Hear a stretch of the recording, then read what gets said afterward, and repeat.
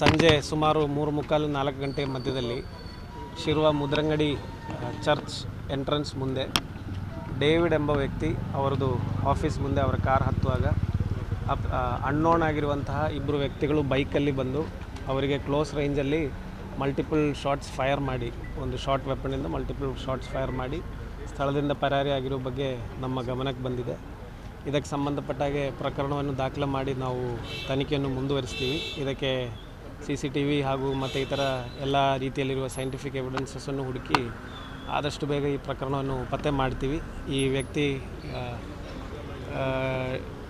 David ಎಂಬುವರದು ಈ ಹಿಂದೆ ಆಗಿರುವಂತಹ ಹಣದ ವಿಚಾರಗಳ ಮೇಲೆ ನಮಗೆ ಸದ್ಯಕ್ಕೆ ಈ ಘಟನೆಗೆ ಕಾರಣ ಸದ್ಯಕ್ಕೆ ಪ್ರಾಥಮಿಕವಾಗಿ ಹಾಗೆ ಕಂಡು ಬರ್ತಿದೆ. ಬೇರೆನೂ ಇರ್ಬೋದು, ಬಟ್ ಪ್ರಾಥಮಿಕವಾಗಿ ಹಣದ ವಿಚಾರ ಅಂತ ನಮಗೆ ಕಂಡು ಬರ್ತಾ ಇದೆ. ಇದರ ಬಗ್ಗೆ ಮತ್ತೆ ತನಿಖೆ ಮುಂದುವರಿಸಿ ಮತ್ತೆ ಉಳಿದ ಮಾಹಿತಿ ಕೊಡಲಾಗ್ತದೆ. ಈಗಾಗಲೇ ಫಾರೆನ್ಸಿಕ್ ಸೈನ್ಸ್ ಟೀಮ್ ಹಾಗೂ ಇತರ ತಜ್ಞರು ಬಂದು ಎವಿಡೆನ್ಸಸ್ ಎಲ್ಲ ಕಲೆಕ್ಟ್ ಮಾಡಿದ್ದೀವಿ. ಮಾನ್ಯ IG ಸರ್ ಸಹ ಸ್ಪಾಟ್ ವಿಸಿಟ್ ಮಾಡಿದ್ದಾರೆ. ಮತ್ತು ತನಿಖೆ ಮುಂದುವರಿಯುವಾಗ ಮತ್ತೆ ಮಾಹಿತಿ ಶೇರ್. CC ಕ್ಯಾಮರಾಗಳು ನಾವು ಟ್ರೇಸ್ ಮಾಡ್ತಿದ್ದೀವಿ. ಕೆಲವೊಂದು ಮಾಹಿತಿಗಳು ಸಿಕ್ಕಿದೆ CC ಕ್ಯಾಮ್ರಾದಿಂದ. ಇಂಜುರೀಸ್ ಎಲ್ಲಿದೆ ಸರ್? ಮಲ್ಟಿಪಲ್ ಶಾಟ್ಸ್ ಫೈರ್ ಮಾಡಿದೆ. ಒಂದು ತಲೆ ಮೇಲೆ ಇಂಜುರಿ ಇದೆ, ಮತ್ತು ಫರ್ದರ್ ಇಂಜುರೀಸು ಡೀಟೇಲ್ಡಾಗಿ ಪೋಸ್ಟ್ ಮಾರ್ಟಮ್ ಆದಮೇಲೆ ಕ್ಲಿಯರ್ ಆಗಿ ಏನಾಗಿದ್ರು ಸರ್? ಅವರು ಈ ಅದಾನಿ UPCLಲ್ಲಿ ಕಾಂಟ್ರಾಕ್ಟ್ ಕೆಲಸ ಮತ್ತು ಸಿವಿಲ್ ಇಂಜಿನಿಯರಿಂಗ್ ಕನ್ಸ್ಟ್ರಕ್ಷನ್ ಕೆಲಸಗಳಲ್ಲಿ ಕಾಂಟ್ರಾಕ್ಟಲ್ಲಿ ಸ್ಟಾಫನ್ನು ಕರ್ಕೊಂಡೋಗಿ ಮತ್ತು ಈ ಥರ ಕೆಲಸಗಳು ಮಾಡುವಂಥ ಕೆಲಸ ಮಾಡ್ತಿದ್ದಾರೆ ಅಂತ ನಮಗೆ ಪ್ರಾಥಮಿಕವಾಗಿ ಕಂಡುಬಂದಿದೆ.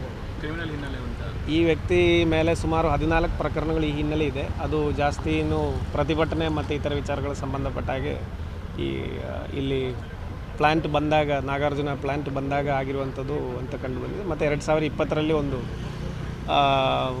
ಅಬೆಟ್ಮೆಂಟ್ ಟು ಸೂಯಿಸೈಡ್ ಕೇಸು ಸಹ 2020ರಲ್ಲಿ ದಾಖಲಾಗಿರೋದು ಕಂಡುಬಂದಿದೆ. ಅದೇ ವಿಚಾರ ಸರ್. ಕಾರಿಗೆ ಹತ್ತುವಾಗ ಅವರು ಜನರಲ್ಲಿ ಒಂದು 3 ಗಂಟೆ ಆಗಿ ಆಫೀಸ್ ಬಂದು ಒಂದು 4 ಆ ಟೈಮಿಗೆ ವಾಪಸ್ ಹೋಗುವಂಥ ಒಂದು ಪದ್ಧತಿ ಇದೆ. ಹಾಗೆ ಅವರು ಕಾರಿಗೆ ಹತ್ತುವಾಗ ಡೋರ್ ಹತ್ರ ಬಂದು ಫೈರ್. ಕುತ್ಕೊಳ್ಳಕ್ಕೆ ಹೋದಾಗ ಅಲ್ಲಿ ಜಸ್ಟ್ ಹೊರಗಡೆಯಿಂದ ಫೈರ್ ಮಾಡಿದ್ದಾರೆ. ಅದರದ್ದು ಡೀಟೇಲ್ಸ್ ತೆಗಿತೀನಿ. 2014ರಲ್ಲಿ ಅವ್ರದ್ದು ಲಾಸ್ಟ್ ಕೇಸ್ ಆಗಿರೋದು, ಅದರ್ ದ್ಯಾನ್ 2020 ಆಗಿರುವಂಥ 306 ಕೇಸು. ರೌಡಿ ಶೀಟ್ ಮುಂಚೆ ಇತ್ತು, ಈಗ ಇದೆ ಅಲ್ವಂಥದ್ದು ನಾನು ಕನ್ಫರ್ಮ್ ಮಾಡಿ. ನೀವು ಹೇಳಿದ ಪ್ರತಿಭಟನೆ ಹೋರಾಟ ಟೈಮಲ್ಲಿ ಕಾರ್ಯಕರ್ತರಿಗೆ ಅಂದರೆ ಹೋರಾಟಗಾರರಿಗೆಲ್ಲ ಪಿಸ್ತೂಲ್ ತೋರಿಸಿ ಬೆದರಿಸಿದ್ರು ಅಂತ ತಮ್ಮ ಗಮನಕ್ಕಿದೆ ಸರ್, ಅದು ಕೇಸ ಅಲ್ಲ? ಆ ಥರ ಕೇಸುಗಳ ಬಗ್ಗೆ ಮಾಹಿತಿ ಕಲೆಕ್ಟ್ ಮಾಡ್ತಾ ಇದ್ದೀನಿ. ಅವ್ರದ್ದು ಕ್ರಿಮಿನಲ್ ಹಿನ್ನೆಲೆ ಯಾವ ಕಾರಣಕ್ಕೆ ಆಗಿರ್ಬೋದು ಅಂತ. ಬಟ್ ಸುಮಾರು 14 ಪ್ರಕರಣಗಳಿದೆ ಈ ವ್ಯಕ್ತಿ ಮೇಲೆ ಈ ಹಿನ್ನೆಲೆ. ಅದರಲ್ಲೂ ಒಂದು ಪಿಸ್ಟಲ್ ತೋರಿಸಿದ ವಿಚಾರ ಬಗ್ಗೆನೂ ಕೇಸಿದೆ. ಆ ಕೇಸಲ್ಲಿ ಅವ್ರದ್ದು ಪಿಸ್ಟಲ್ ಸೀಸ್ ಆಗಿದೆ. ಅದ್ರ ಬಗ್ಗೆ ಮತ್ತೆ ತನಿಖೆಯಲ್ಲಿ ನೋಡಿ. ಏನು ಮಾಡಿಕೊಂಡಿದ್ರು ಸರ್? ಅಂದರೆ ಬೇರೆ ಭೂ ವ್ಯವಹಾರ ಎಲ್ಲ ಇತ್ತು ಅಥವಾ ನಾಗಾರ್ಜುನ ಇದು ಮಾತ್ರ UPCL ಇದು ಮಾತ್ರ? ಸದ್ಯಕ್ಕೆ ನಮಗೆ UPCLಲ್ಲಿ ಇರುವಂಥವರ ವ್ಯವಹಾರ ಬಗ್ಗೆ ಮಾತ್ರ ಗೊತ್ತಿರೋದು, ಮತ್ತು ನಮಗೆ ಮಾಹಿತಿ ಇಲ್ಲ ಸರ್. ಈಗ ನೀವು CCTV ನೋಡಿದ್ದೀರಿ, ಅದರಲ್ಲಿ ಏನು ಶೂಟ್ ಮಾಡಿದ್ದಾರೆ? ಕ್ಲೋಸ್ ರೇಂಜಲ್ಲಿ ಶೂಟ್ ಮಾಡಿದ್ದಾರೆ. ಹತ್ತಿರ ಬಂದು ನೀವು ನಿಲ್ಲೋ ಡಿಸ್ಟೆನ್ಸಲ್ಲೇ ಶೂಟ್ ಮಾಡಿದ್ದೀವಿ. 2 ಜನ ನಮಗೆ CCTVಯಲ್ಲಿ ಪತ್ತೆ. ಎಲ್ಲಿಯವರಂತ ಗೊತ್ತಂದರೆ ನೋಡುವಾಗ ನಾವು ಗೆಸ್ ಮಾಡಿದರೆ ತಪ್ಪಾಗಿ ಹೋಗ್ತದೆ. ಮತ್ತು ನಾನು ಫರ್ದರ್ ಖಚಿತವಾಗುವಾಗ ಮಾಹಿತಿ ನಿಮಗೆ ಶೇರ್ ಮಾಡ್ತೀನಿ. ನಮ್ಮದು ಈಗ ಉಡುಪಿ ಮತ್ತು ಕಾರ್ಕಳ ಸಬ್ ಡಿವಿಷನಲ್ಲಿರುವ ಎಲ್ಲ ಕ್ರೈಮ್ ಸ್ಟಾಫು, ಮತ್ತು ಅದಲ್ಲದೆ ನಮ್ಮ ಟೆಕ್ನಿಕಲ್ SP ಆಫೀಸಲ್ಲಿರುವಂಥ ಟೆಕ್ನಿಕಲ್ ತಂಡ ಎಲ್ಲರೂ ಆ್ಯಕ್ಟಿವ್ ಆಗಿ ಕೆಲಸ ಮಾಡ್ತಿದ್ವಿ. ನಾವು ಆದಷ್ಟು ಬೇಗ ಈ ಪ್ರಕರಣವನ್ನು ಭೇದಿಸ್ತೀವಿ. 2 ಪ್ರಕರಣ ನಡೀತು ಸರ್ ಈಗ ಸಾಲು ವಾರದಿಂದ. ಎಸ್, ಮೊದಲೇ ಆಗಿರುವಂಥ ಪ್ರಕರಣ 2 ವ್ಯಕ್ತಿಗಳ ಮಧ್ಯದಲ್ಲಿ ಆಗಿರುವಂಥ ಇದರಲ್ಲಿ ಇದೆ. ಈಗ ಯಾರೋ ಏನೋ ಗ್ಯಾಂಗ್ ವಾರ್ ನಡೀತಾ ಇರುವಂಥದ್ದು, ಆ ಥರ ಘಟನೆಗಳಾಗಿದ್ದರೆ ಪೊಲೀಸರು ತಡೆ ಮಾಡೋಕ್ಕಿದ್ರೆ ವೈಫಲ್ಯ ಅಂತ ಹೇಳ್ಬೋದು. ಮೊನ್ನೆ ಆಗಿರೋ ಘಟನೆ 2 ಜನ ಫ್ರೆಂಡ್ಸ್ ಒಬ್ಬೊಬ್ಬರಿಗೆ ಕ್ಷುಲ್ಲಕ ವಿಚಾರಕ್ಕೆ ಅವರು ಫೈರ್ ಮಾಡಿರುವಂಥದ್ದು.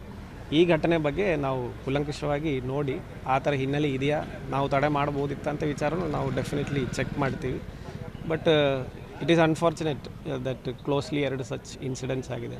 ಆದಷ್ಟು ಬೇಗ ಮಾಜಿ ಗ್ರಾಮ ಪಂಚಾಯತ್ ಅಧ್ಯಕ್ಷ, ಮುಂಚೆ ಮಾಜಿ ಗ್ರಾಮ ಪಂಚಾಯತ್ ಅಧ್ಯಕ್ಷರಾಗಿದೆ. ಈಗ ಕಾಂಗ್ರೆಸ್ ಪಕ್ಷದಲ್ಲಿ ಮುದ್ರಂಗಡಿ ಗ್ರಾಮೀಣ ಇದಕ್ಕೆ ಅವರೇ ಹೆಡ್ ಇದ್ದಾರೆ ಅಂತ ನಮಗೆ ಪ್ರಥಮವಾಗಿ ತಿಳಿದಿದೆ. Okay, thank you. ಡೇವಿಡ್ ಅವರು ನಮ್ಮ ಪಂಚಾಯತಿನ ಅಧ್ಯಕ್ಷರಾಗಿದ್ದಂಥವರು, ನಮ್ಮ ಗ್ರಾಮೀಣ ಕಾಂಗ್ರೆಸ್ಸಿನ ಅಧ್ಯಕ್ಷರು. ಅವರಿಗೆ ಇವತ್ತು ಶೂಟೌಟ್ ಆಗಿದೆ. ಯಾರೋ ಇಬ್ಬರು ದುಷ್ಕರ್ಮಿಗಳು ಬಂದು ಅಟ್ಯಾಕ್ ಮಾಡಿದ್ದಾರೆ ಅಂತೇಳಿ ಕೇಳಿದ್ದೇವೆ. ಅಲ್ಲಿ ಪ್ರತ್ಯಕ್ಷದರ್ಶಿಗಳು ನೋಡಿದವರಿದ್ದಾರೆ. ಹಾಗಾಗಿ ಪೊಲೀಸ್ ಇವಾಗಲೇ ತನಿಖೆ ಪ್ರಾರಂಭ ಮಾಡಿದೆ. ಎಸ್ ಪಿ ಅವರು ಸ್ಪಾಟ್ಗೆ ಹೋಗಿದ್ದಾರೆ. ಪೊಲೀಸ್ ತನಿಖೆ ನಡೀತಾ ಇದೆ. ಯಾವ ಕಾರಣ, ಏನು, ಯಾರು ಅನ್ನೋದ್ರ ಬಗ್ಗೆ ತನಿಖೆಯಲ್ಲಿ ತಿಳುವಳಿಕೆ ಬರ್ತದೆ. ಯಾವ ಕಾರಣ, ಏನು ಅನ್ನೋದ್ರ ಬಗ್ಗೆ ತನಿಖೆಯಲ್ಲಿ ತಿಳುವಳಿಕೆ ಬರಬೇಕಷ್ಟೇ. ಪ್ರತ್ಯಕ್ಷದರ್ಶಿಗಳು ನೋಡಿದವರಿದ್ದಾರೆ. CCTVಯಲ್ಲಿ ಎಲ್ಲ ಫೂಟೇಜ್ ಇದೆ. ಏನು ಯಾವ ರೀಸನ್ಗೋಸ್ಕರ ಏನು ಇದೆ ಅನ್ನೋದ್ರ ಬಗ್ಗೆ ಪೊಲೀಸರು ತನಿಖೆ ಮಾಡ್ತಾರೆ. ಸಂಘಟನೆ ಎಲ್ಲ ಯಾವ ಥರ ವ್ಯಕ್ತಿ ಸರ್ ಅಲ್ಲಿ ಕಾರ್ಯಕರ್ತರಾಗಿ ನಿಮ್ಮ ಕೂಡ ನಮ್ಮ ಅವರು ಜನಪ್ರತಿನಿಧಿಗಳಾಗಿ ಕೆಲಸ ಮಾಡ್ತಾಯಿದ್ರು. ಇಡೀ ಗ್ರಾಮದ ಜನ ಅವರನ್ನು ಪ್ರೀತಿ ಮಾಡ್ತಾಯಿದ್ರು. ಮತ್ತು ಅವರ ಸ್ವಂತ ವ್ಯಾಪಾರ ಕೂಡ ಬಸ್ಸು ಆಪ್ರೇಟ್ ಮಾಡ್ತಾಯಿದ್ರು. ನಂತರ ನಾಗಾರ್ಜುನದಲ್ಲಿ ಅವರು ಕಾಂಟ್ರಾಕ್ಟ್ ಮಾಡ್ತಾಯಿದ್ರು. ಎಲ್ರಿಗೂ ಬೇಕಾದವರಾಗಿದ್ದರು. ಲ್ಯಾಂಡ್ ವ್ಯವಹಾರ ಅಲ್ಲ, ಯಾವುದು ಅಂತ ನೋಡಬೇಕು. ಅದು ಏನು ಅಂತೇಳಿ ಗೊತ್ತಿಲ್ಲ. ಪೊಲೀಸರು ತನಿಖೆ ಮಾಡ್ತಾರೆ. ಒಂಥರ ಕರಾವಳಿಯಲ್ಲಿ ಇದೆ ಎರಡನೇ ಶೂಟೌಟ್ ಸರ್. ಒಂದು ಸ್ವಲ್ಪ ಕಾನೂನು ಸುವ್ಯವಸ್ಥೆ ಈ ಬಗ್ಗೆ ಸ್ವಲ್ಪ ಜನರಿಗೂ ಆತಂಕ ಆಗುವಂಥ ವಿಷಯ. ಶೂಟೌಟ್ ಅಂದ ಕೂಡಲೇ ಸ್ವಲ್ಪ ಬೇರೆ ಕೊಲೆಗಳಿಗೂ ಅದಕ್ಕೊಂದು ಆತಂಕ ವ್ಯಕ್ತಪಡಿಸುವಂಥದ್ದು ಕೂಡ ಸಹಜ. ಏನಾದರೂ ಗಮನ ಸೆಳೆಯಲಿಕ್ಕೆ ಬಯಸ್ತೀರಾ? ಅದೇ ನೋಡೋಣ. ಈಗ ತನಿಖೆಯಲ್ಲಿ ಏನು ಅಂತೇಳಿ ಹೊರಗಡೆ ಬರಲಿ. ನೋಡೋಣ, ತನಿಖೆಯಲ್ಲಿ ಏನು ಅಂತೇಳಿ ಹೊರಗಡೆ ಬರಲಿ. ಈಗ ಭಾಳ ಪ್ರಿಲಿಮಿನರಿ. ಈಗ ತನಿಖೆ ಸ್ಟಾರ್ಟಿಂಗ್ ಹಂತದಲ್ಲಿದೆ. ಏನು ಅಂತೇಳಿ ತಿಳ್ಕೊಂಡು ನಮಗೆ ತಿಳಿಸ್ತೇವೆ.